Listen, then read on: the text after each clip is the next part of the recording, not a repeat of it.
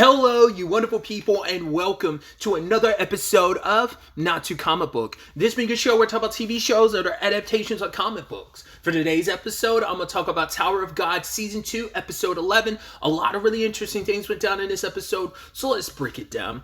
So, picking up in the aftermath of last episode, Hor-Yang, thinking like something happened, that Kasano might be dead or whatever, ends up raging out and attacking Ron and Novik. It's the sad, culmination of just so many things kind of going wrong and all of them falling into this trap as they're duking it out with Hor-Yang, but he ends up being more than they were kind of expecting, because Ron's already kind of spent a lot of his power, and obviously Hor-Yang's not going down without a fight. He's extra motivated now too, but just before Hor-Yang could get to Novik, he gets struck down by Kasano just in time for Gia and Bomb to get there, and now Bomb's set in a rage, and Gia's like, oh my god, look, they killed him, I saw it with my lighthouse, but Bomb's so blinded, he's not realizing he's being manipulated in this moment. So obviously they're already worn out, but also even if they weren't, they would struggle against Bomb. So it's like, right, I even love that dialogue of there's only 10 E rank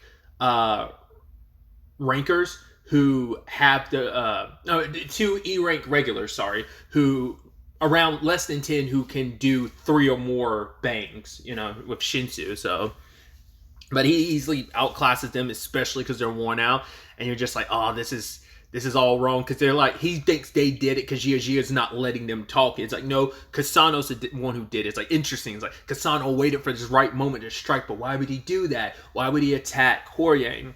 Why would he do all this? It's like, well, they manipulated the situation so that Bomb would do this. At the same time, this is all going down because Kun's thinking right, I've got everything prepared. I've been I'm not going to lose anything ever again. So he thought he was on top of things, not realizing he was manipulated. Because he's looking through the messages and he's like, wait, why is this coming from, he's like, wait, Apple? He's like, that's not making any sense. He's like, where's this all going? So he goes there to the Arlington to check things out. And obviously for Bomb, everything stops the moment Kun shows up, because now he's realizing wait, these people are with Kun wouldn't necessarily be with bad people. It's like, wait, they're saying that it wasn't them, it was the guy over there. Wait, what's going on? And Gia starts showing her real face of what this is all about, and it's revealed she was hired by Fug. That their point was to kill Kun, which is so interesting because, as we know, one of the deciding factors for making sure that Bomb plays his role as Jovial Grace was to leave everyone he cares about alone. So it does seem contradictory to try and kill Kun now. It seems like, why would you do that?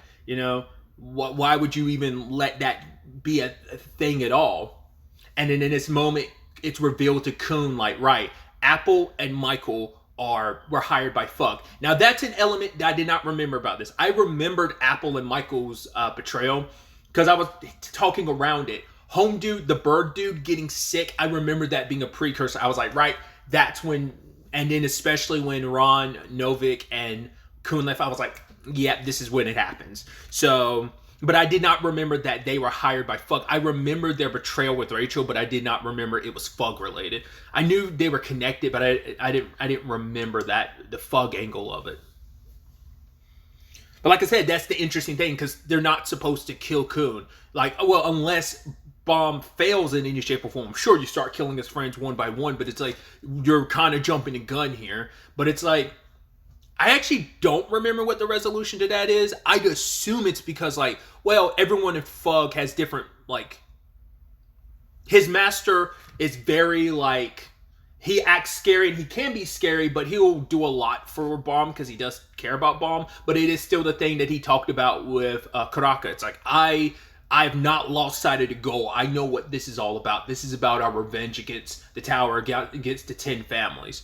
So, but he still cares about Bomb, no matter how much of a front he kind of puts up. Even though he has that jovial energy to him, but then he'll be scary if need be. But it's also especially keeping that pretense up in front of someone like Karaka.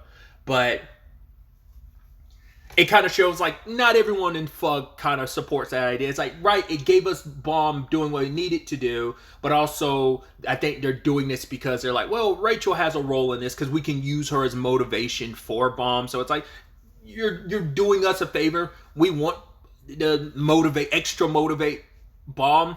Because it's like, if we kill Coon and he tries to go up against us, it's like, right, it just proves our point more. It's like, oh, we just killed Coon, so we want to kill all the things that tie you to your past as Bomb.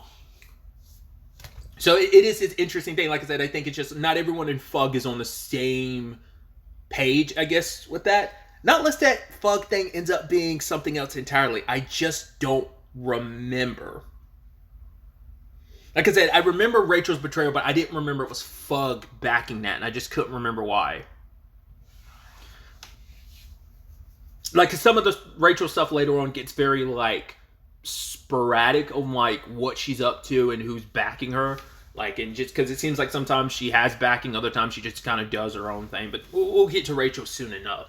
But upon, you know, everything kind of getting revealed, Bomb realizes, like, oh, well, he sees the message. It's like, if you do not follow along, you could stay here, but that means you're going to lose 2 friends. Now, if you come along with us, Kun will survive, but also Hor Yang will get treated. So those are your only options. And even Gia says, like, right, me and Kasano, we were just here, and Fug reached out to us and said, like, our God would come, and Gia is kind of, like, all about it. Like, yeah, like, so, you know, we helped him climb the tower, get rid of this particular regular that's in our way, Kun, then we can climb the tower, and we can have whatever wealth and riches we want. So that's all the motivation she needs. But later on, she seems like kind of a cult fanatic where she's just like, yes, watch as our God rise. It's like, yeah, she's getting her benefit to this is like the wealth and riches that comes with it. But maybe just, like I said, I don't fully remember Gia's circumstances. I don't even think I remember fully where her story goes after this. I remembered her being a traitor, and obviously it was pretty hinted at, like, okay, she's manipulated a situation in last episode, but to what ends I couldn't remember. And like I said, I don't remember what the end results are for her in this regard. But either way, you have Bomb playing the role of the villain, and it's like, yes, I was going to kill you, but in fact, I'm just going to let you go, because what's the point? You know, and I love Kun's like, really? Like, you are a terrible actor. And Bomb's just kind of happy being like, yeah, I guess I've never been able to fool you. You'll be able to see through me. Because he's too good-natured. Especially, like, Kun, who can be a villain if he wants to be. It's like, I know the villain role. And you, sir, are no villain. But, I mean, obviously in Season 1, at least of the anime, because he wasn't found out in the webtoon, but in the anime he is, of like, everyone sees through his like attempt to like rile everyone up to back, you know, Bomb and be by his side upon them finding out he's an irregular. But either way, but because for Bomb, it's like, I can't go back no matter how much I want to, but I can at least like help in this regard of making sure that Kun survives. And he kind of threatens Gia is like, yeah, if you ever do something like that again, I'll go with you. But you ever do that again, your life will be forfeit. And she's just kind of like, oh my God, like, yes, that look in your eye, you're definitely the God that we're going to be following. So they explode the place. Well, Novik tried to get in the way and get the detonator, but Bomb froze him. And it's like, in that moment, it's like, right, there's only a few people, there's only one person that Bomb knew that Kun knew that could do that. And he's like, wait, that ability. So they get like, there's like this rock formation as the place is exploding. That's kind of like, I think like an airship or something like that. And as they're like still trapped, Bomb is screaming out to Kun, run away. And in that moment, he's just thinking like, no, it can't be. And he thinks back to Emily's message. And it's like, he's kind of finally figuring out, you know, right? Like Bomb sounds different. He looks different. He's keeping his face covered. But hear him screaming out like that made him go like, no, it can't be. Like, Bomb, you know, and the place explodes.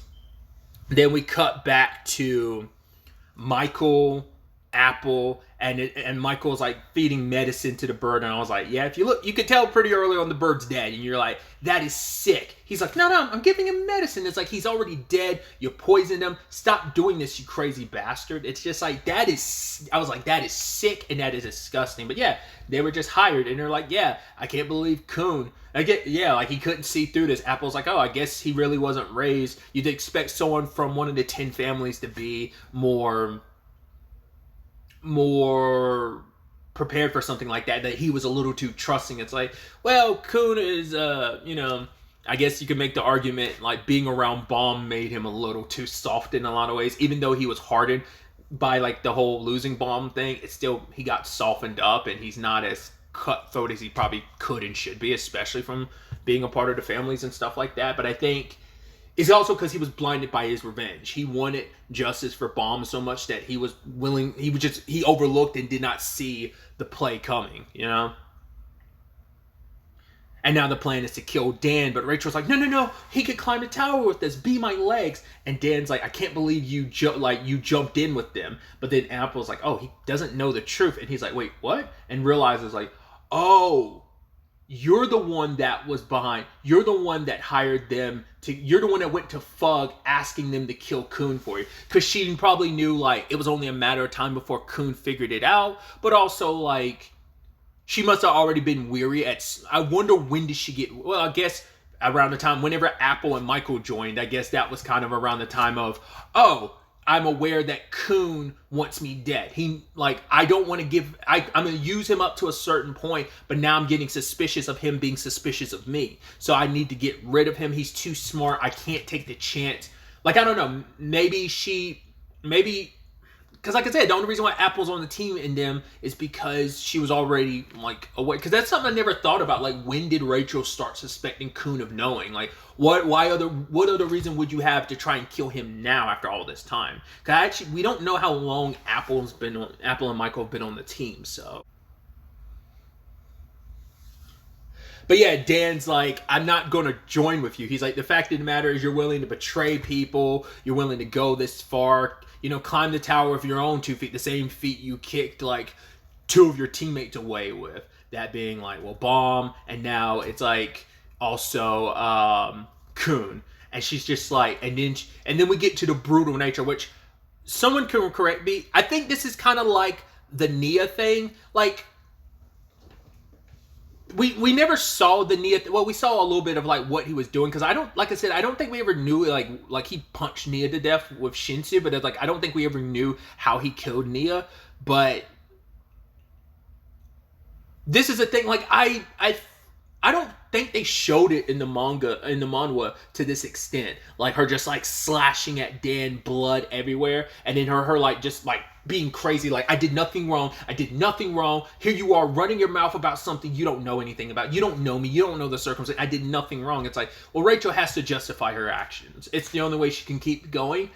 Because she did struggle with it, as we saw at the end of season 1. She struggled with the decision. She went back and forth, but ultimately, given the opportunity, she jumped at it, you know? And it's just like, because of all that she wants, and because it's like, she wasn't special. She was being outshined, even though it's like, I was that bright light to someone else, and now that light, that star, that person has become a star. They're shining brighter than me, and that jealousy and enviousness of like, all that Baum has kind of should be mine, but it's like, she has nothing. All she has is herself, you know, even where the story is to my recollection, all she really, well, you know, she's always been the kind of viper that she is, sadly.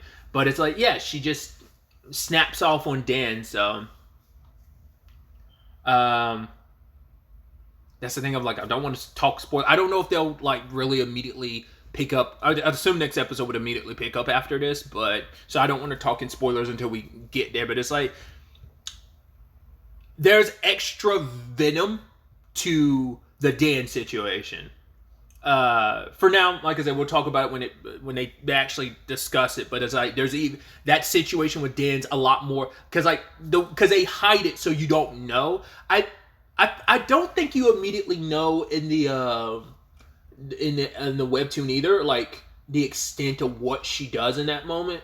Because like I said, it just looks like she's just stabbing Dan. You just see a pool of blood and blood's flying everywhere. But it's like, no, there's more venom to what she did than you realize at the time. And it just makes you, once again, just like this series does everything it can to make you go like, oh, Rachel's a shitty person. No matter what her reasons, her insecurities, she could have chosen a different path. But she chose this. And it's just, like I said, she does stuff later on. And you're just kind of like, man, I hate you. And you're just like, they do a good job. Like I said, I think it's such an interesting twist of you never expect that character to be the shitty character that she is. But, you know, so, I mean, I think that's what makes that character a very interesting villain.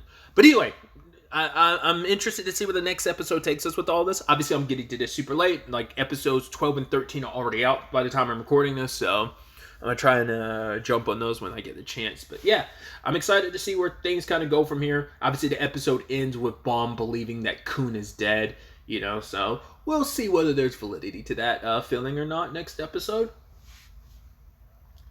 But really, that's all I wanted to talk about. Until the next time we meet, be happy, be safe, live life to the fullest, and enjoy it.